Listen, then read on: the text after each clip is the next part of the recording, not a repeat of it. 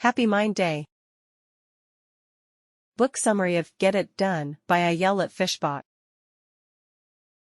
How good are you at getting things done? Are you a procrastinator? Or maybe you have trouble seeing projects through, like learning a new language, for example?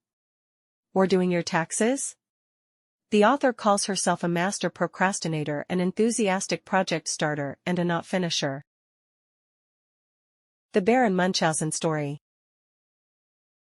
To start our discovery of how to get better at just doing things, we start with a Baron Munchausen story. If you've never heard of him, he's the protagonist in an old tale about a military man who's a master at telling lies. One of his best-known stories goes like this. One day, he's riding his horse across the countryside when all of a sudden, he finds himself stuck in a bog. And the horse starts to sink deeper and deeper by the minute. But instead of panicking, the Baron of Lies comes up with a cunning solution. He grabs his own head ponytail and pulls himself, and his horse, out of the swamp. Maybe you've also pulled yourself through a major life change before, like ending an unhealthy relationship or switching careers. All of these are things that need to get done, even when motivating yourself to do them can be tough. Demands, distractions, worries, they're all part of life. And when they kick in, your motivation and goals often get kicked to the curb. So how do you motivate yourself to pursue your dreams and desires when life is full? It all starts with choosing the right goal. When framed correctly, goals can be powerful motivational tools. To set a goal that'll pull you to the finish line, keep these 3 things in mind. First, frame it as the end in itself rather than a means to another goal. For example, say your goal is finding a job rather than applying for a job. You want your goals to be exciting, not a chore. Second, keep your goals abstract. Be careful not to be too vague though. For example, improve my mental health is better than be happy because it points you toward your next step, in this case, perhaps, starting therapy. Third, focus on do versus don't goals. That is, set goals in terms of something you wish to approach, like good health or success, rather than avoid, like sickness or failure. Goals, like recipes, tend to work best when they're quantified. Setting a target that's challenging, measurable, and actionable will pull you toward your goal and enable you to monitor your progress. Just make sure you're the one to set the target rather than someone else. Because that's going to help you be more committed. And try not to pick overly optimistic targets. We all love an optimist, but when you're too optimistic, that can lead to a bunch of fantasizing, rather than you put in the actual work. Sure, the Baron story defies the laws of physics, but its symbolism is clear. Self-motivation is the key to moving forward. Because, seriously, why does it take so much effort to start a new habit or finish a project? And that boring life admin tasks stay on your to-do list for months, because you think they will probably take hours. And then when you sit your butt down and do them, it's all done in an hour. Why are we like that? To reach the finish line, set compelling, specific goals, and have fun. When framed correctly, goals can be powerful motivational tools. To set a goal that'll pull you to the finish line, keep these 3 things in mind. There are 2 types of numerical targets you need to take into account. How much? So, for example, you want to save $10,000, and how soon, within 1 year, 6 months, or 2 years? So if you had vaguely thought of something like excelling at your new job or getting more sleep as your goal, try swapping that out for, complete a work project by the end of the week and get 8 hours of sleep every night. If you want to start running, set a target like run the next Chicago Marathon in under 5 hours. Another item you should have in your self-motivation arsenal? Incentives. A foundational element of behavioral science dates back to Pavlov's salivating dogs. Incentives are forms of rewards and punishments. Rewards and punishments motivate action by creating immediate mini-goals to your main goal. Let's go and grab a coffee at your favorite coffee spot for this little example. How much is your latte these days, or your flat white or whatever else you like? Does your inside voice tell you that this is too much? Expensive coffees have been demonized as the reason people aren't saving enough money. Some joke that lattes and avocado toast are the reasons millennials can't buy houses, and yet, here we are buying our flat whites and lattes. Do you know why? Because they feel like a reward, whether it's for the sometimes arduous task of getting out of bed or for having a productive morning of work. There is always a good reason. To get the most out of your incentives, make sure that you end up rewarding the right action. Otherwise, you might risk the Cobra effect. It's a wild story. Look it up. It involves people in India breeding cobra snakes only to then collect rewards for catching them. Clearly, that's easier said than done. To stay on track, you need to be clear on an important distinction. Does your incentive lead to progress towards your goal, or is it just a useless target that's easy to measure? Let's say you're trying to get promoted, for example. Then rewarding yourself for the amount of time spent at your computer is not going to help you much, but if you incentivize the quantity or quality of your work, it will.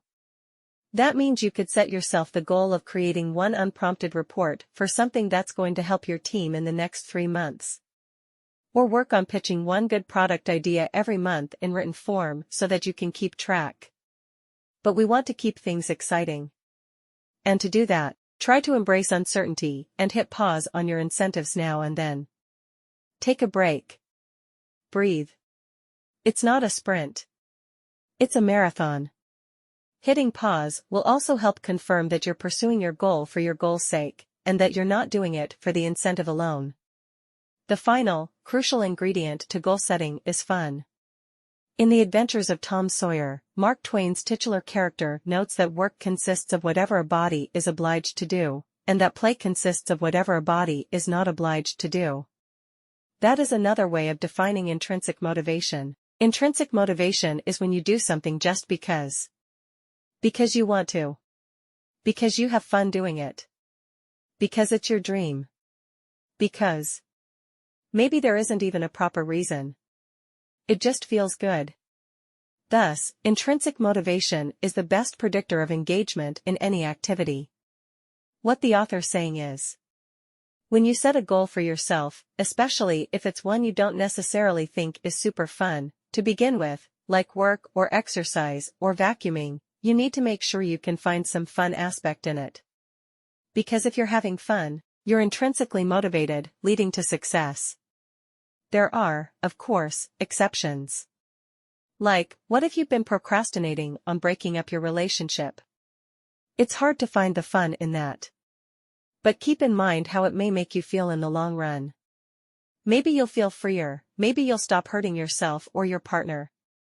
So, in situations where it's hard to find joy in a task, just remember why you want to do something and associate the positive outcomes with it in your mind. But generally, the strategy here is simple: make your goals fun. One way to do this is through temptation bundling. That means you could put on your favorite show while you work out. This is most effective if you only allow yourself that little temptation while you're pursuing your goal. Another thing you can do is to try and notice any feelings of fun and joy that you already have. If you're trying to get into running in the mornings, for example, you could try and notice that short feeling of euphoria right after your run, or that feeling of your heart and skin warming up when you've got the sun shining and the wind blowing through your hair. When your breath starts getting into a rhythm.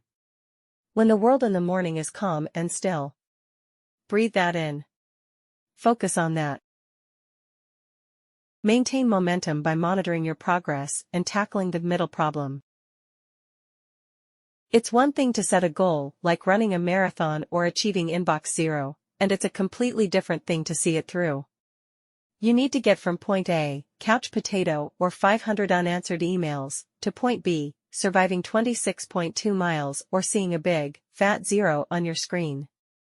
One of the most effective ways to stay motivated while you get from A to B is by keeping track of your progress. Tracking progress increases your motivation because it intensifies the commitment to your goal in 2 ways. 1. It boosts your confidence in believing that you can achieve your goal. You've made it this far, right? And 2. You confirm to yourself that your goal is worth it, simply because of the sheer amount of time and effort you put in. While making progress is important, how you monitor it also matters. The question is, should you focus on how much you've already done, or how much you still have left to do? The short answer is both. Here's a good example. Remember those little loyalty stamp cards, where you get a free coffee, smoothie, or slice of pizza or whatever after you've purchased 10? And so, in the beginning, you probably don't care too much about that card. But then, after you've collected a few stamps, you may find yourself standing in line to buy coffee, smoothies, or pizza more often. The closer you get to your free slice, the more you crave it. Our brains are funny that way. This is called the goal gradient effect in motivation science. It just means that the more progress you've made, the more excited you are to continue. The glass half full motivator. But the glass half empty point of view can help you too. Here's another example. Imagine you're doing yoga. You're at home on your mat. And while you're in downward dog, you come eye to eye with a giant dust ball. Maybe that's the last straw. Maybe it's at this point that you realize it's been forever since you've last cleaned. And so, you get up and whip out the vacuum cleaner. Right. Now. In this case, your sense of falling behind ended up motivating action. Neither strategy is necessarily better or worse, but it is useful to be able to know when to implement one over the other. And so, here's a little advice from the book. If you're new to or uncertain about a commitment, try to stay motivated by looking at it with a glass half full mindset. But if you're an expert or you already know that you've committed to a goal, it's the glass half empty mentality that may push you over the finish line. If you're new to the gym, start counting the days that you've gone. How awesome is that? Maybe you made it to the gym 3 times last week. But if you're a real fitness buff and you kind of fell out of your routine, think about all the days that you've missed. Let that little taste of guilt do its thing. In any of these scenarios, tuning into how you feel will let you know how best to track your progress. When you feel good, you'll know you're progressing on your goal. And when you feel bad, you'll know you're lagging. But regardless of how you track progress, you'll notice that staying motivated is easier at the start and end of your journey. In the beginning, it's all easy and fun and you're motivated and can't stop talking about it. And a month later, it's like it never happened. The reason that's the case is that there are unique, clearly marked points in time. It's when you start doing something for longer that it becomes harder to maintain that enthusiasm. This is called the middle problem. The middle problem can be explained by the small area principle. To stay motivated toward your goal, you'll likely compare your next action to whichever is smaller, the progress you already made or the progress that you have yet to make. In other words, in the beginning, you'll look back at what you've done. And past the midpoint, you'll look ahead at what's still missing. And every time you look, you're motivated. But when you're in the thick of it, in the middle, it seems that either way looks just as long. Whether you look back or ahead, no area looks smaller than the other, and that means there's little motivation to get the goal done or to do it right. So how can we avoid getting stuck? The solution is pretty simple: keep the middle short. Let's say we've got some sporty goal. It's best to have a weekly exercise goal rather than a monthly one. Or if we're talking about a huge work project with a deadline that's far away, then you could try and break it down into small weekly assignments. Here's another hack: try framing the present as a beginning or an end. That means, for example, if you think of lunch to be something that happens at the beginning of the afternoon, rather than the middle of the day, you may just eat more healthily. Finally, think about times when you've been successful and unsuccessful in achieving your past goals. Thinking about successes is kinda easy, right? But we've all messed up at one point. So, how about learning from those failures? If you're someone who struggles to lean into your mistakes, you're not alone, but you are missing out on a bunch of important information. Famous playwright Samuel Beckett once wrote, "Try again. Fail again. Fail better." And Serena Williams, who many think is the world's best tennis player, said, "I've grown most not from victories, but setbacks." They both point out something really important: whatever you're trying to achieve, whatever goal you have, there is no way to guarantee your success or failure. But the one thing that is guaranteed is that you'll learn from it. The best way to learn from failure is to practice cultivating a growth mindset. That means trying to internalize the fact that your abilities, your intelligence, and skills can grow and improve. That you can always get smarter through focus, dedication, and perseverance. It's proven that if you have a growth mindset, you'll increase your resilience when you face challenges or frustrations.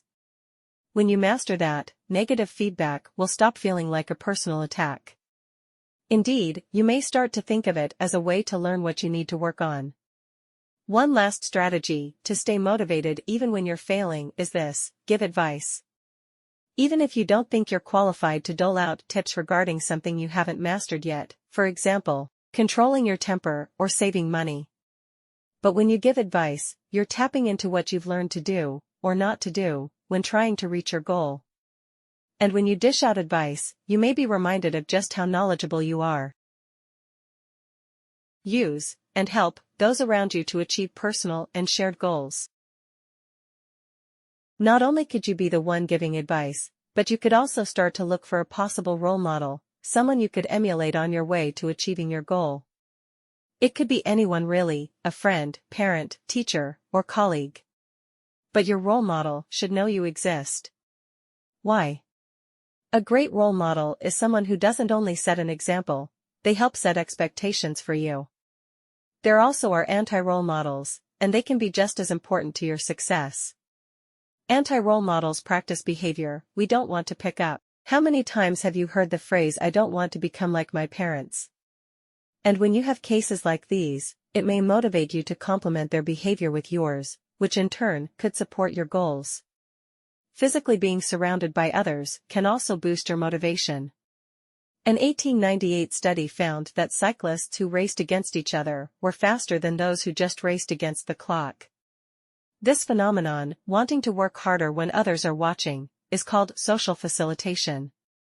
You could use it to your advantage by, say, working in a public place like a cafe. And if you're a bit of a hermit with lots of aspirations, there's still hope. Because even a proxy for another's presence, like a picture of a loved one or, "This one's a little bit creepy," staring eyes, can help you put in the extra effort and inspire you to be your best self. Final summary. Trying to stay motivated and make serious progress in whatever you're trying to achieve in life can sometimes feel like an impossible task. But it doesn't have to be. There's a simple fix, and it just so happens to be in your control. It all starts with changing your circumstances. Most importantly, you need to define your goals. You need to pay attention to maintaining momentum, stay focused when you've got a billion other things on your plate, and get your friends and family involved. And when you make your behavior and environment work for rather than against you, your goal of getting that raise, or that strong healthy body, or that tax return form sorted, or that new language learned, will be yours in no time. And here's some more actionable advice. Try to get rid of the middle problem with the fresh start effect. So, people tend to work harder immediately after a temporal landmark, a day in your calendar like a Monday, a birthday, or a new year. You can use this fact to your advantage if you want to get through the dreadful middle slump. This is the trick: you can frame that present moment as a memorable fresh start. So, if you want to start working out on June 23rd, let that be a new kind of birthday for you. And when you do that, you'll be more motivated to keep pursuing your goals.